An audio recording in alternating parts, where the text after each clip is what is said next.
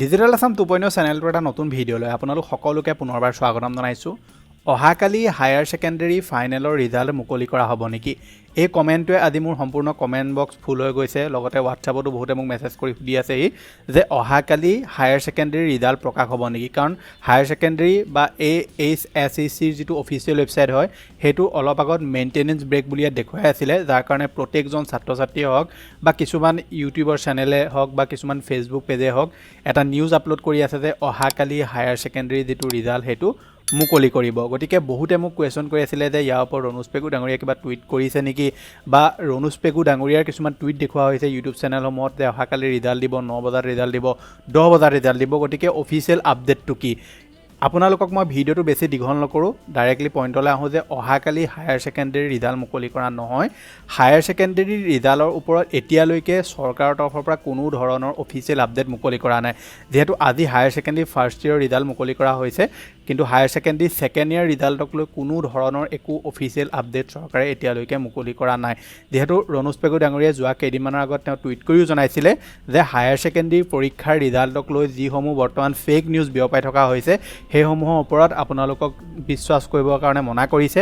আৰু ময়ো ৰিচেণ্টলি এটা ভিডিঅ' বনাই দিছিলোঁ এটা নটিচৰ ওপৰত যে হায়াৰ ছেকেণ্ডেৰী যিটো ৰিজাল্ট সেইটো 21 তাৰিখলৈকে দিয়া নহয় বুলি। অৱশ্যে 21 তাৰিখলৈকে দিয়া নহ'লে বাৰু, 21 তাৰিখৰ পিছত দিব বুলি সেই নটিচটোত উল্লেখ কৰিছিলে, কিন্তু পিছত গম পালোঁ যে সেই নটিচটো টোটেলি ফেক আছিলে। গতিকে এতিয়ালৈকে চৰকাৰৰ তৰফৰ পৰা কোনো আপডেট অহা নাই। মই আপোনাক আৰু এটা কথা কৈ দিওঁ যে আপুনি ইউটিউবত ভিডিঅ' চাই আপোনালোকে যিটো আপোনালোকৰ ধৰি লওক টেনশ্যন সেইটো বঢ়োৱাতকৈ আপুনি ডাইৰেক্টলি ৰণোজ পেগু ডাঙৰীয়াৰ যিটো টুইটাৰ পেজ হয় তাত আপুনি চেক কৰিব, বা হিমন্ত বিশ্ব শৰ্মাৰ ফেচবুক যিটো পেজ হয় সেইটো আপোনালোকে চেক কৰিবগৈ।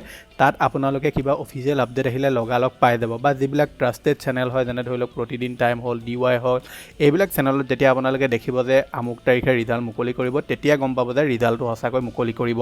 বা যেতিয়াই ৰিজাল্ট মুকলি কৰাৰ অফিচিয়েল নটিচ আহি যায় আমাৰ হোৱাটছআপ চেনেলত মই আপলোড কৰি দিম। হোৱাটছআপ চেনেলটোত যদি আপুনি জইন কৰা নাই সোনকালে জইন কৰি লওক, আমাৰ লিংকটো ডেছক্ৰিপশ্যনত দি থোৱা আছে।